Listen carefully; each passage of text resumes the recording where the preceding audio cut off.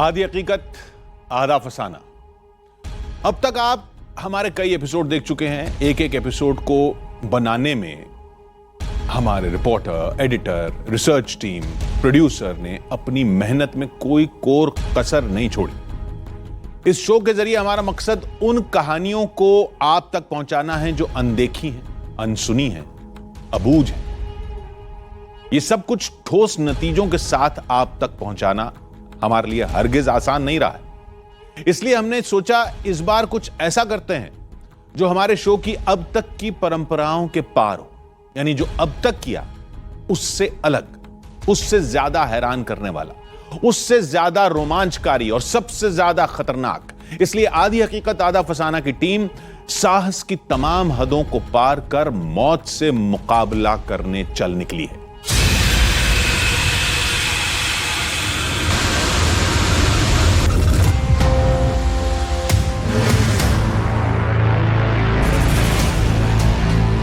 आज टीवी का इतिहास बदल जाएगा। देश के सबसे बड़े न्यूज नेटवर्क पर 3 किरदार वो करेंगे जो आज तक नहीं हुआ। इस वक्त हम लोग जो है खाई में मौजूद है। आगे खतरा कितना होगा? हाँ, इनको अगर इंसान देख ले तो हार्ट अटैक से प्राण निकल सकता है। अदम्य साहस का परिचय देने वाली रिपोर्टिंग। अगर गलती से पैर फिसला तो यहाँ से आप सैकड़ों फीट नीचे पानी के उस कुंड में जा गिरेंगे। मौत की मांद से तस्वीरें निकालने वाले कैमरामैन। ये मिट्टी कभी भी दरक सकती है। बिल्कुल अटैक की मोड़ पे। कैमरे पे, लेंस पे। नाग ने जहर फेंक दिया। और कुछ अनजान चेहरे जो ना डरते हैं ना अपना इरादा बदलते हैं। इस बार हमने सब कुछ अपनी किस्मत पर छोड़ दिया। बाल बचे। कैसे का है? क्योंकि सामने मौत का वो दूत है। देखिए, ऐसा नजारा आपने कभी नहीं देखा होगा, जो पल भर में जिंदगी खत्म कर सकता है। अटैकिंग मोड पर बैठे हुए कोबरा ने अपना जहर जो है हम पे छोड़ दिया। लेकिन आज हम नहीं रुकने वाले, अपने कदम पीछे नहीं खींचने वाले। उस तरफ से कोई रास्ता मिला? अब जो होगा सब आपके सामने होगा।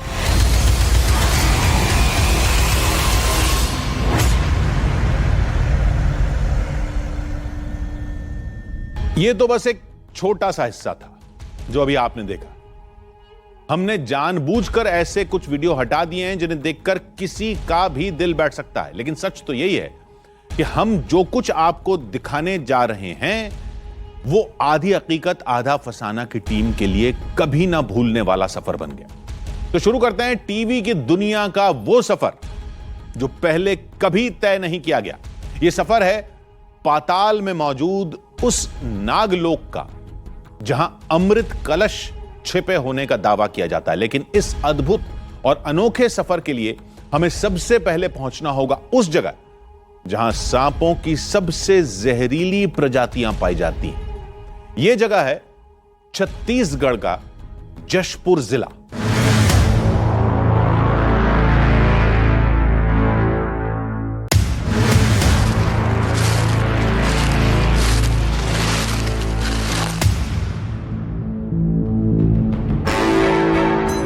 वहां आज तक कोई नहीं पहुंचा।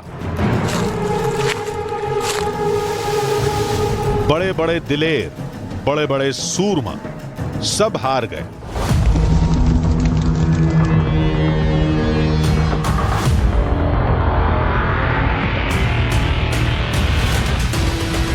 हौसले की हर उड़ान वहां पहुंचने से पहले ढेर हो गई। लेकिन आज आधी हकीकत आधा फसाना की टीम आपको लेकर चलेगी उस पाताल तोड़ गुफा तक जहां विषधरों का बसेरा है। जहरीले नागों का पहरा है और कदम कदम पर बहती मायावी मौत का झरना है।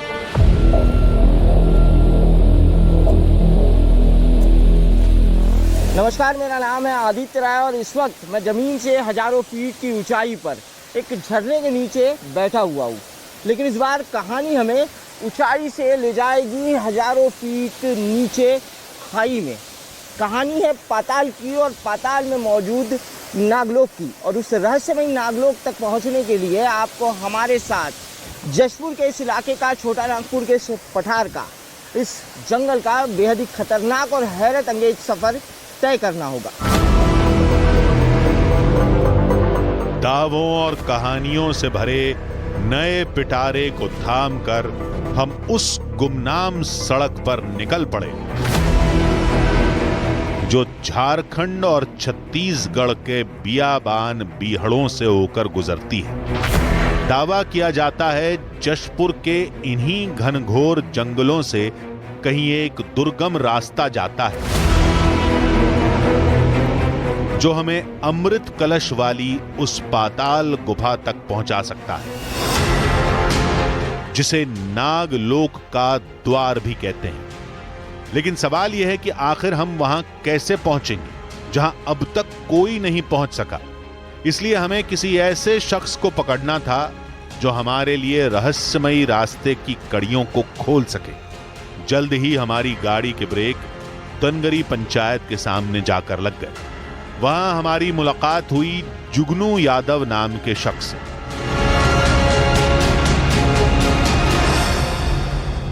यहीं से नागलोक पाताल के लिए रास्ता जाता है। अच्छा, जो नागलोक जो है पाताल लोक में, यहीं से रास्ता जाता है? यहीं से रास्ता जाता है। तो ये आपका तो पठारी क्षेत्र है जी। तो अच्छा, ये जो है हमारे पठारी क्षेत्र का बहुत नीचे का गांव है। अच्छा, ये नीचे का गांव? नीचे का गांव। अच्छा, पठारी क्षेत्र का सबसे निचला गांव? सबसे निचला गांव। अच्छा, यहाँ से फिर आपको नीचे जाना नहीं है, तो यहीं से पाताल लोक को जाता है। जहाँ अच्छा, यहीं से जाता है रास्ता? यहीं से जाता है।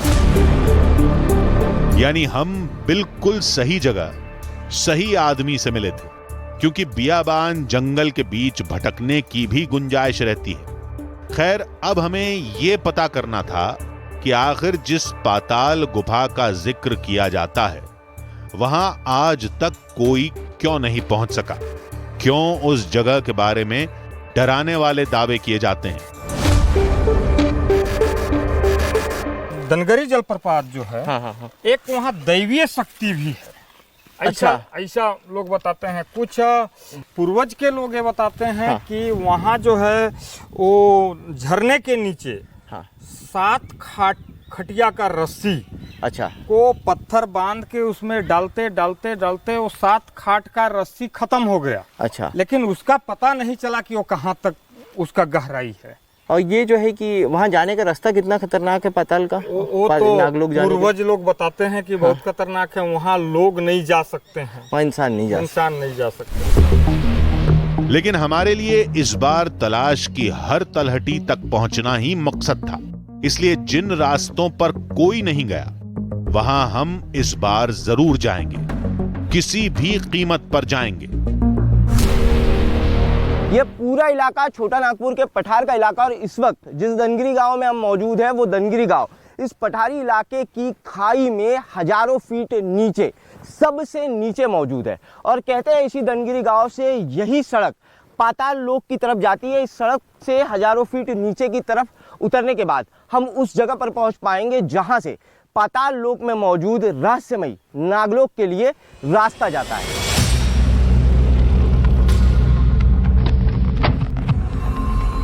सांपों का खतरा बहुत ज्यादा था, इसलिए एक स्नेक एक्सपर्ट को बुला लिया।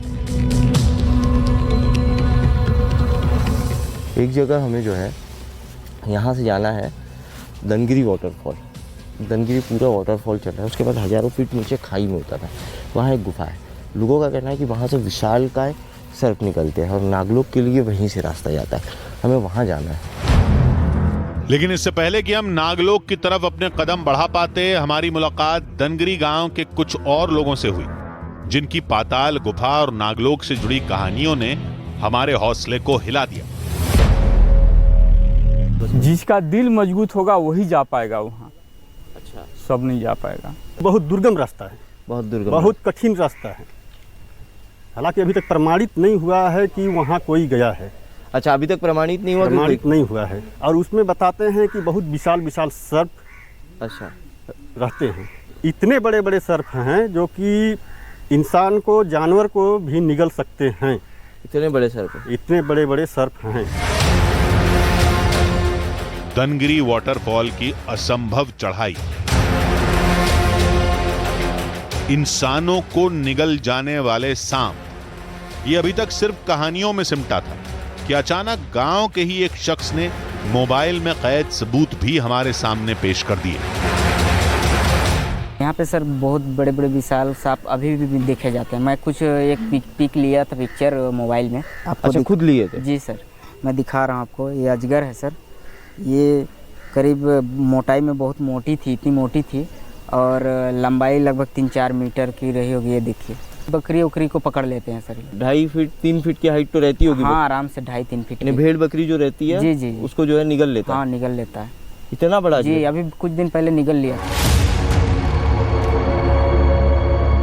सुनी सुनाई कहानियां अब सच लगने लगी थीं, यानी बिना पूरी तैयारी के जाना मौत को दावत देना होगा। इसलिए अब आगे बढ़ने से पहले आधी हकीकत आधा फसाना की टीम ऐसे लोगों की तलाश में जुट गई जिन्होंने कभी मौत के उस झरने को पार करने की कोशिश की हो। वहाँ ना बैठने की जगह, ना कुछ चीज़ पकड़ने की जो हम पकड़ सके, सुरक्षित रह सके, ऐसी कुछ भी चीज़ नहीं थी। और सिर्फ चट्टान, वो भी एकदम फिसलने वाली। पानी तेज से आता है, फुहारा मार के पूरा गीला कर जाता है, गीला कर देता है। उसमें पैर रखिएगा, आप फिसल जाइएगा। ऐसे स्थिति में हम लोग थे। पूरा गला वाला सब सूख गया था, हाथ पांव कांप रहे थे पूरा। ऐसा घबराहट तो मैंने ज़िंदगी में पहली बार देखा सर। यहाँ से बच के अगर निकल गए तो बहुत बड़ी बात है। अभी भी जैसे वो घटना को मैं याद करता हूँ, जो बीती हुई बात को याद करता हूँ, तो अभी तक मेरे रोंगटे खड़े हो जाते हैं। सोनू यादव के चेहरे पर डर की अमिट छाप थी, लेकिन क्या उस टोली के दूसरे साथियों ने भी ऐसा ही अनुभव किया? इसे समझने के लिए हमने 2 और लोगों से बात की। बहुत भयानक है सर। सामान्य आदमी तो उसमें चढ़ ही नहीं सकता है सर। सर देखिए, चढ़ने के लिए तो आज तक कोई चढ़ा नहीं है। वहाँ इतना खाइए है ना सर कि गिरते तो हम लोग का मौत के सिवा दूसरा कुछ नहीं होता। चट्टान केवल है, वहाँ गिरते तो किसी कीमत से नहीं बचते। मौत से बचे हैं सर, मौत से बचे हैं। तीनों की बात सुनकर ऐसा लगा जैसे अतीत की वो भयानक याद आज भी साए की तरह उनके पीछे पड़ी है। और शायद यही वजह थी कि जब हमने उनसे अपने साथ चलने को कहा तो सबने एक सुर में ना कर दी। अब तो नहीं जा पाऊंगा सर मैं वहाँ, क्योंकि उसके बारे में मैं याद करता हूँ तो मेरा ऐसे हालत हो जाता है, जाने का तो नहीं सोच सकता सर। मैं वहाँ जाबे नहीं करूँगा, इतना डरे हो गया मेरे को सर। मैं भगवान से दुआ मांगता हूँ कि वैसा घटना नहीं हो। दहशत से भरे इन स्याह पन्नों पर जो कुछ लिखा था उससे अब इतना तो पता चल ही चुका था कि अगर पाताल लोक के पहले दरवाजे तक पहुंचना है तो सैकड़ों फीट ऊंचे दनगिरी वाटरफॉल को पार करना ही होगा। लेकिन अब सवाल यह था कि यह सब हम कैसे करेंगे।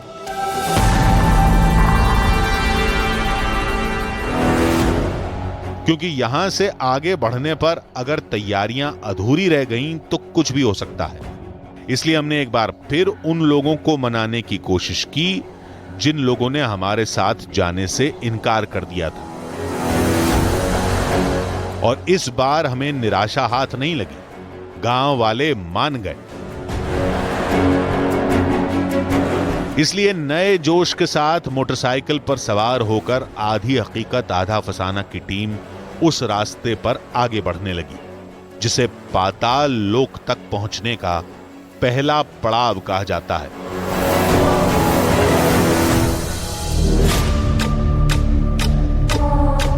रास्ता जितना ऊबड़ खाबड़ था उतना ही खतरनाक। इसलिए बाइक की रफ्तार पर संतुलन बनाते हुए काफिला तब तक आगे बढ़ता रहा जब तक पैदल चलने का रास्ता नहीं आ गया।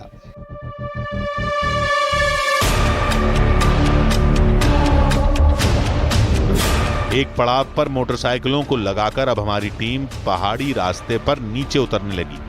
उसके बाद जो दिखा उसे देखकर हमारी आंखें फटी की फटी रह गई। सूर्य की रोशनी में चमचमाता एक विशालकाय झरना हमारे सामने था।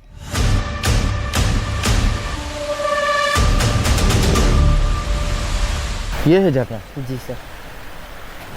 वहाँ से उसका ऊंचाई जो है समझ में नहीं आ रहा था जी। डाउन में आने के बाद जो है जी बहुत ऊंचाई है सर। बहुत ऊंचा है। सैकड़ों फीट ऊंचा है। ये सैकड़ों फीट ऊंचा है? जी सर।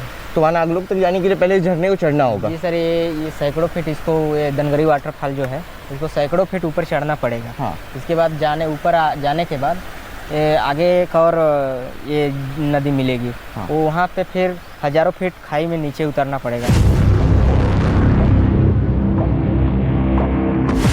यानी झरने की ये दीवार ही हमारे कदमों को आगे बढ़ने से रोक सकती है। देखिए, इस वक्त हम लोग खाई में मौजूद है, नीचे मौजूद है। सैकड़ों फीट का ये झरना हमारी आंखों के सामने है। इस झरने को हमें सैकड़ों फीट ऊपर चढ़ना पड़ेगा और फिर नागलोक तक पहुंचने के लिए हमें इस झरने के दूसरी तरफ से हजारों फीट नीचे खाई में उतरना पड़ेगा। यानी इस वक्त जिस जगह पे हम मौजूद हैं उससे भी हजारों फीट नीचे हमें उतरना पड़ेगा। लेकिन हम कदम आगे बढ़ाने के लिए ही निकले थे, इसलिए अब तो पाताल गुफा और नागलोक की कहानी का पता लगाकर ही रहेंगे, फिर चाहे जान को ही दांव पर क्यों ना लगाना पड़े। अब वो विशाल झरना हमारे सामने था, लेकिन चुनौती वही थी कि आखिर इसे पार कैसे किया जाए, कैसे उस रास्ते पर आगे बढ़ा जाए जिस रास्ते को पार करने के बाद हम और हमारी टीम पाताल के पहले दरवाजे तक पहुंचती है। इसलिए हमने यह तय किया कि पहले उस रहस्यमयी झरने के एक एक कोने को समझेंगे, उसके बाद यह फैसला करेंगे कि आखिर उसे पार कैसे करना।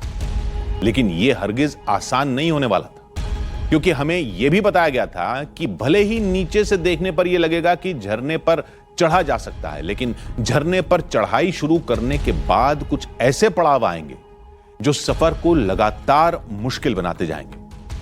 खैर, अब जो भी होगा उसका फैसला खुद किस्मत करेगी। देखते हैं आगे क्या होता है।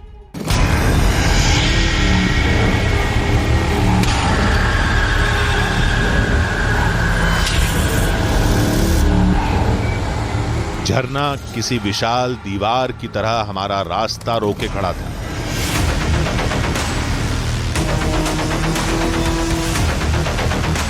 किस रास्ते को चुने ये हम सोच ही रहे थे कि तभी हमारे साथी ने हमें एक बात बताई।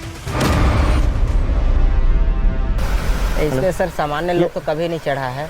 अच्छा, सामान्य लोग नहीं चढ़ते? नहीं, कभी घूमे भी नहीं है। यहाँ एक कोरवा जाति के लोग निवास करते हैं जो जंगलों में रहते हैं। अच्छा, जंगलों में रहते हैं? जी, वो लोग कभी कभी घूमते फिरते रहते हैं सब में। तो अच्छा, तो वही चढ़ते हैं? जी, वो लोग सीधा तो नहीं चढ़ पाए वो लोग भी, लेकिन अगल बगल से जंगलों से जाके अच्छा घूमते रहते हैं। कोरबा जनजाति के लोग सदियों से इस इलाके की रक्षा करते आए हैं। उन्हें यहाँ के चप्पे चप्पे का पता है। अब तक सिर्फ उन्हीं लोगों को झरने की ऊंचाई पर देखा गया है। यानी अगर कोरबा जनजाति का कोई शख्स हमें मिल गया तो हमारा रास्ता आसान हो जाएगा, लेकिन उनसे मिलने के लिए हमें झरने का लक्ष्य पार करना पड़ेगा। हमारे सफर का पहला पड़ाव है दनगिरी का वाटरफॉल, और इस वाटरफॉल को सिर्फ अभी हमने चढ़ना शुरू किया है, लेकिन आगे खतरा कितना होगा इसका अंदाज़ा हमने यहीं से लगा लिया है। अभी करीब जो है 150 फीट की हाइट पे हम आए हैं, और यहाँ से नीचे एक तरफ पूरी खाई है और दूसरी तरफ एक छोटा सा रास्ता है पगडंडी की तरह, और इस रास्ते पे हमें चलना है। सफर के इस शुरुआती पड़ाव ने ही हमें यह बता दिया कि जिस चुनौती से भिड़ने की हम कोशिश कर रहे हैं वो कितनी भारी है। इस तेज गर्मी में जैसे ही सूरज के आगे कोई बादल आ जाता है, हाँ अभी ठीक ठाक बादल तो है। बादलों की छाव आपके शरीर को ऑक्सीजन देने का काम करती है, वरना तेज धूप में इन जलती हुई चट्टानों पर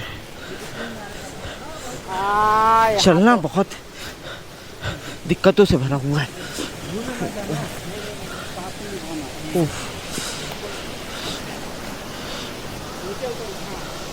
हाथों में छाले आ गए।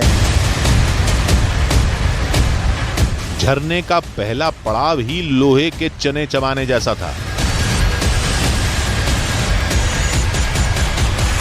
हम लोगों ने पूरा ये इलाका ढूंढ लिया, लेकिन ऐसी कोई जगह नहीं है जहां पर आसानी से झरने के ऊपर चढ़ा जा सके। लिहाजा हमने ये तय किया कि पहले इस रास्ते से वापस नीचे उतरेंगे। यहाँ से जो है ऊपर चढ़ने का रास्ता नहीं है, अब नीचे उतरना पड़ेगा। लेकिन ऊपर तो आप चढ़ जाते हैं किसी तरीके से, लेकिन नीचे उतरना बहुत मुश्किल होता है।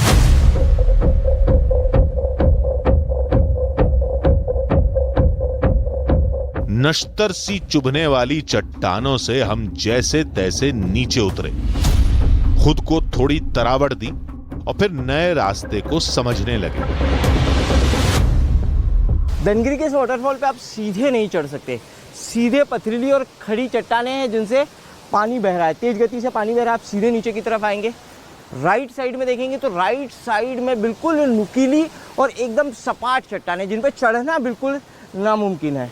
और मेरे लेफ्ट साइड में चट्टानें जो है एकदम पथरीली चट्टानें हैं, लेकिन चट्टानें इस तरीके से है कि आप उनमें चढ़ नहीं पाएंगे।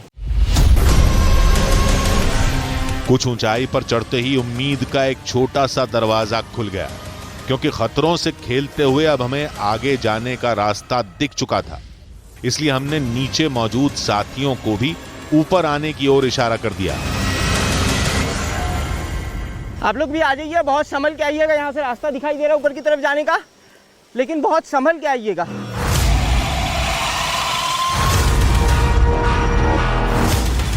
लेकिन मुसीबत टलने का नाम नहीं ले रही थी। यहाँ से बहुत संभल के चलिएगा और डिस्टेंस बना के चलिएगा, क्योंकि यहाँ से फिसलन काफ़ी है और एक आदमी अगर फिसला तो एक के साथ सारे नीचे जाएंगे। न एक जगह टिक सकते, न किसी पेड़ की किसी टहनी पर भरोसा कर सकते, क्योंकि पहाड़ी मिट्टी में उगे पेड़ों की जड़ कब साथ छोड़ दे कोई भरोसा नहीं। देखिए, मिट्टी दरकने का हमेशा डर होता है। ये मिट्टी कभी भी दरक सकती है। इसके अंदर ये जो पेड़ों की सूखी टहनियाँ हैं, इनको पहले थोड़ा सा आप चेक कर लीजिए ऊपर चढ़ने से पहले। झरने के दूसरे पड़ाव तक अब हम पहुंच चुके थे। जान को खतरे में डालकर झरने के इस दूसरे पड़ाव तक हम पहुंच गए। अब यहाँ से हमें झरने के उस तीसरे चरण तक पहुंचना है। लेकिन आने वाले ये कुछ घंटे कितने भारी साबित होने वाले हैं, ये न तो आधी हकीकत आधा फसाना की टीम जानती थी और न ही गांव वालों की टोली। इस वाटरफॉल के तीसरे पड़ाव पर आप पहुंच गए। यहाँ 3 कुंड है और इसके ऊपर है झरने का टॉप। इन 3 पड़ाव के बाद अब हमें झरने के उस चौथे पड़ाव तक पहुंचना है, जो सबसे मुश्किल है।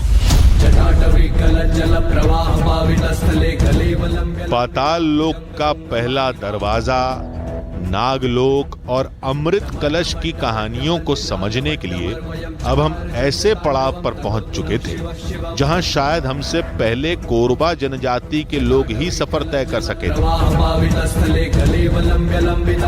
लेकिन यहां से अब पाताल गुफा तक पहुंचने के लिए सुबह तक का इंतजार करना होगा।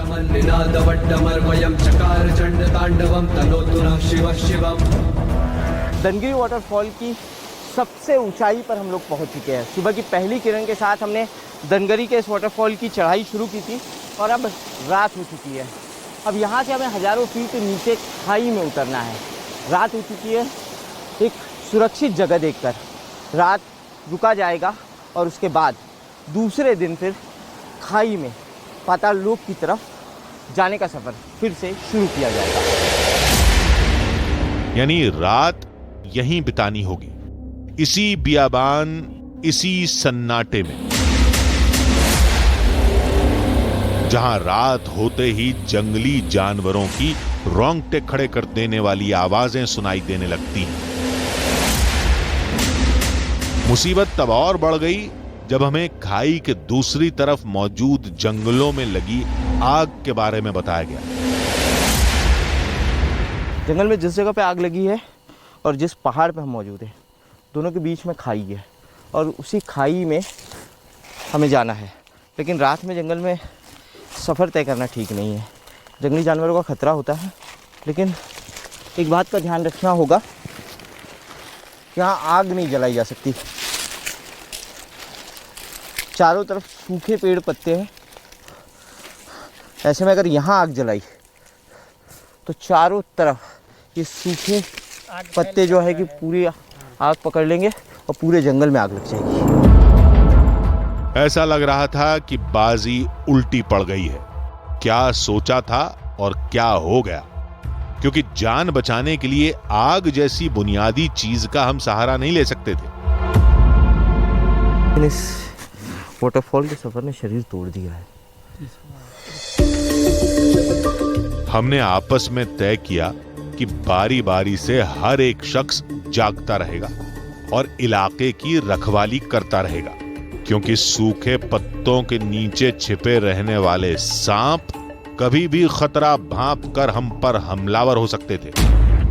ये अपने यहाँ जशपुर के जंगल में कितने प्रजाति के सांप पाए जाते हैं? सर जशपुर में 29 प्रजाति के सांप पाए जाते हैं। 30 प्रजाति के, उसमें से जहरीले 5-7 हैं। जहरीले 5-7। हाँ, और दुर्भाग्य से अभी हम जिस क्षेत्र में हैं, बगीचा का क्षेत्र है और यहाँ सबसे ज़्यादा रसल वाइपर पाए जाते हैं। अच्छा, इस पठारी क्षेत्र में? हाँ, इस टाइप के पत्तों में ही छुपे हुए रहते हैं। देखिए 29 प्रजाति के सांप पाए जाते हैं जशपुर के जंगल में, जिसमें से 7 जहरीले हैं। कोबरा, कॉमन करेत, रसल वाइपर, सब में खतरनाक जो है वो है रसल वाइपर। अगर वो आपको एक बार काट ले तो एंटी वेनम आप ले लेंगे, उसके बाद भी आपकी जान बचेगी कि नहीं बचेगी इसका कोई गारंटी नहीं है। सोते जागते रात बीत गई। अब हमें अपने असली पड़ाव का रुख करना था, पाताल लोक के पहले दरवाजे का। लेकिन उसके लिए हमें कोरबा जनजाति के लोगों का साथ चाहिए, क्योंकि हमसे कहा गया था कि उस रहस्यमयी पाताल तोड़ गुफा का रास्ता सिर्फ वही जानते हैं। गाँव वालों ने बताया था कि कोरवा आदिवासी दनगिरी वाटरफॉल के ऊपर रहते हैं और वही लोग जानते हैं कि रहस्यमयी नागलोक की गुफा कहाँ है। यहाँ काफ़ी पेड़ भी कटे हुए हैं, यानी यहाँ इंसानों की मौजूदगी है। अचानक हमारी नजर खाई से ऊपर की ओर आते कुछ अनजान चेहरों पर पड़ी। ये वही कोरबा लोग थे जिनके बारे में हमें दनगरी गांव के लोगों ने बताया था। नागलोक का गुफा कहाँ है दादा? ये खाई में है, नीचे है। नीचे है कहीं में? खाई में है, उसमें झरना पानी है, उस जगह पर रहता है। कितना दूर है यहाँ से, कितना नीचे जाना पड़ता है? तो नहीं है, सामने है, लेकिन नीचे उतर करके खाई जाना पड़ता है। लेकिन कोरबा जनजाति से जुड़े लोगों ने हमारे साथ आगे बढ़ने से मना कर दिया। वो किसी जाने पहचाने खतरे से डरे हुए थे। एक आदमी तो चलिए। नहीं जाएंगे, हम बोल दिए, मैंने उसके मेरा साथी जाएगा ना, मैं जाएंगे नहीं। आप जो है कि आप तो हमारे साथ हैं, आप लोग तो चलिए। कोई नहीं जाएंगे, हम अब निकल रहे हैं। यानी अब हमें अपने बूते ही आगे बढ़ना था। डर तो हमें भी लग रहा है, लेकिन इतने दूर से आने के बाद अब गुफा के अंदर जाए बिना जो है वापिस नहीं जाया जा सकता। सैकड़ों फीट उतरने के बाद अचानक हमारे कदम एक रहस्यमयी गुफा के सामने जाकर ठिठक गए। लेकिन सवाल यही था कि क्या हम सही गुफा के सामने पहुंचे थे? ये पूरा चट्टानी इलाका है और इसके अंदर जाने का ये रास्ता यहाँ पे दिखाई दे रहा है। विनोद, आगे पूरा चट्टानी इलाका दिखाई दे रहा है यहाँ से। आगे देखिए तो विनोद, किस तरीके से अंदर जाने का रास्ता है। कहीं कुछ है विनोद उधर दूसरा रास्ता? इस तरफ नहीं है, चट्टानों में यही रास्ता है एक अंदर की तरफ जाने का। सर एक शिवलिंग की तरह कुछ दिख रहा है। कहाँ? यहाँ? गुफा के मुहाने पर बनी शिवलिंग की संरचना इस बात की तस्दीक कर रही थी कि हम सही रास्ते पर आगे बढ़ रहे थे।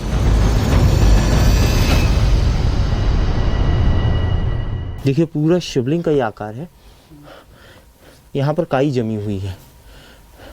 गुफा के प्रवेश द्वार पर ये है। जैसे ही अंदर जाते हैं यहाँ से पानी जो है, यहाँ से पानी रिस रहा है और हो सकता है कि बारिश के मौसम में गुफा के अंदर से पानी बाहर आता हो और यहाँ पानी का बहाव रहता हो, जिसकी वजह से काई जमी हुई है।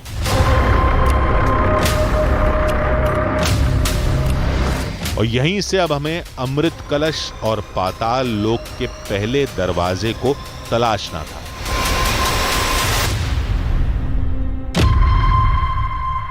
लेकिन गुफा के भीतर का रास्ता आसान नहीं था। ऐसा लग रहा था कि किसी बांबी की तरह ये गुफा भी सांपों का घर हो। ये गुफा में कई जगह ऐसी है जैसे आपको बिल्कुल इस तरीके से रेंगना होता है। सर्पों की तरह इंसानों के जाने की जगह नहीं है यहाँ। दावे के मुताबिक ये गुफा विशाल काय नागों का घर है, इसलिए आगे बढ़ने से पहले एक एक कदम फूंक फूंक कर रखना पड़ रहा था। शिवलिंग से आप गुफा के अंदर जैसे ही 20 फीट आते हैं, गुफा के अंदर घनघोर अंधेरा छा जाता है। गुफा के अंदर से पानी बह के आ रहा है, यहाँ पानी जमा है और यहाँ आप गुफा में खड़े हो सकते हैं। काफ़ी बड़ी गुफा नहीं है, लेकिन इस गुफा के अंदर इंसान घुस सकता है। आधी हकीकत आधा फसाना की टीम के लिए ये जान के जोखिम का सफर था, क्योंकि गुफा में हुई किसी भी अनहोनी से बचने का हमारे पास कोई रास्ता नहीं था। गुफा में हर जगह सुराख है, गड्ढे, और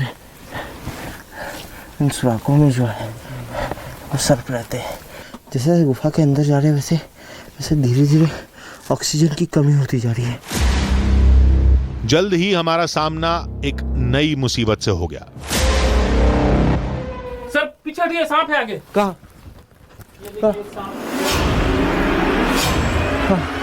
ओ ये देखिए नागलोक की गुफा के अंदर जैसे ही हमने प्रवेश किया, कुछ ही दूरी पर ये सांप यहाँ पर है।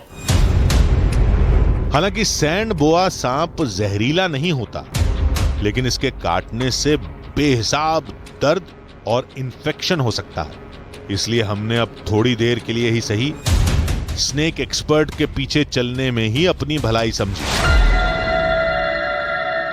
कैसर को मैंने इसलिए आगे किया है कि सांपों से बच पाना या हमको बचा पाना वो कैसर के बस की बात है, हमारे बस की बात नहीं है। डर से चेहरा सफेद पड़ चुका था कि तभी उस अंधी गुफा में हमारी नजर हीरे मोतियों की तरह चमकती दीवार पर पड़ी। प्रकृति की इस अद्भुत कलाकृति को देखिए, हीरे की तरह चमकती ये कलाकृति सेलेक्टाइट की कलाकृतियां हैं। भूवैज्ञानिकों के अनुसार इन कलाकृतियों को बनने में हजारों साल लग जाते हैं। दावा किया जाता है कि चूना पत्थर की चट्टानें हजारों वर्ष बाद ऐसा रूप लेती हैं, लेकिन इस रूप में इन सांप जैसी आकृतियों का मतलब क्या है? कहीं गांव वालों ने जिस नागलोक के रास्ते की बात कही थी, ये उसकी शुरुआत तो नहीं?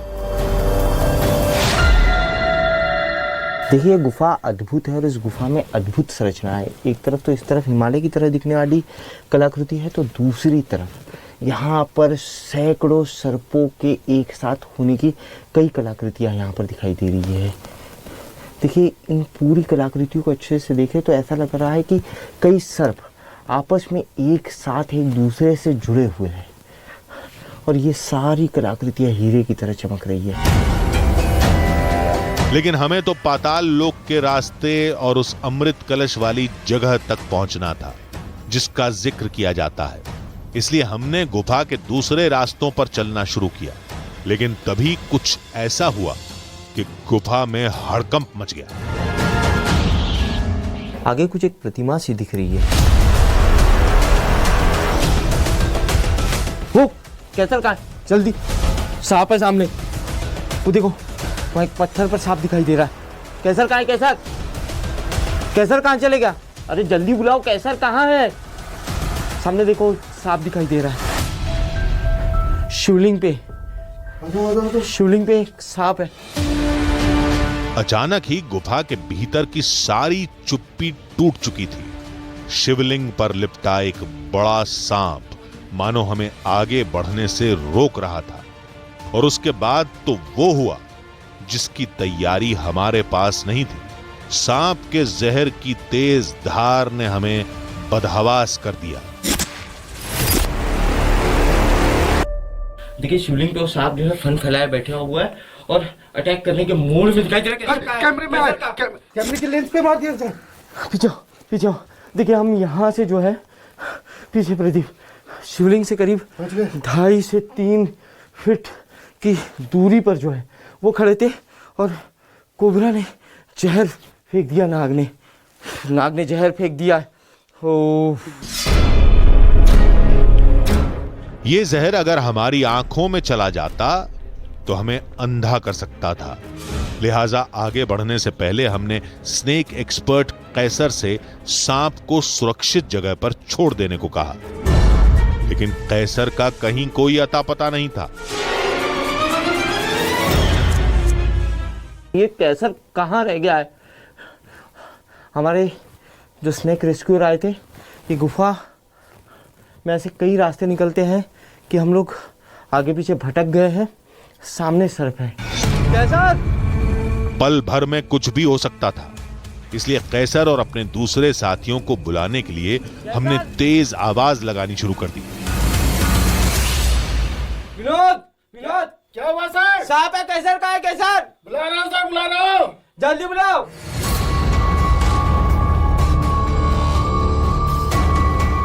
और फिर कैसर अचानक हमारे सामने थे, लेकिन इतनी देर में हमारी घबराहट 7वें आसमान पर जा पहुंची थी।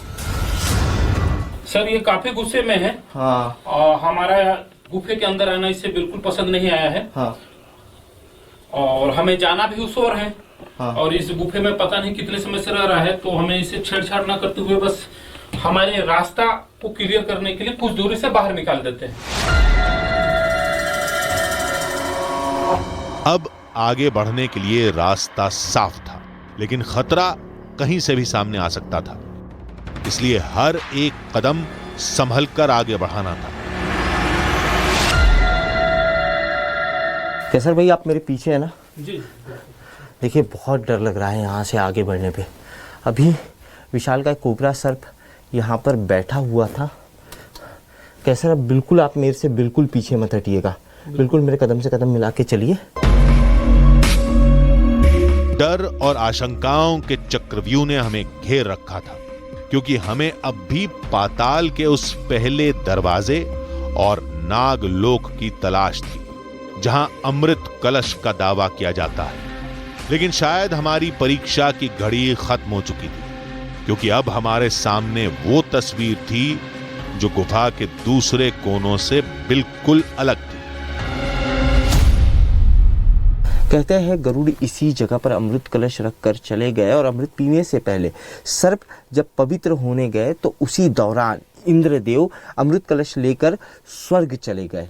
इस जगह से अमृत कलश गायब होने के बाद सर्पों को लगा कि इस जगह पर अमृत के गुण आ गए हैं, इस मिट्टी में अमृत के गुण आ गए, इसलिए सर्पों ने अमर होने की लालसा में अपना अपना एक एक वास्तविक रूप यहाँ पर छोड़ दिया।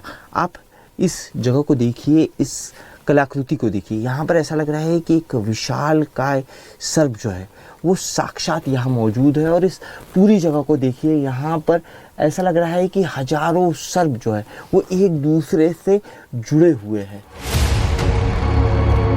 यानी गुफा में मौजूद संकेत इस बात की ओर इशारा कर रहे हैं पाताल तोड़ गुफा, अमृत कलश और नागलोक की कहानियां इत्तेफाक की सुई पर टिकी हैं। ये सुई अगर आपकी तरफ है तो समझिए हकीकत है, वरना फसाना।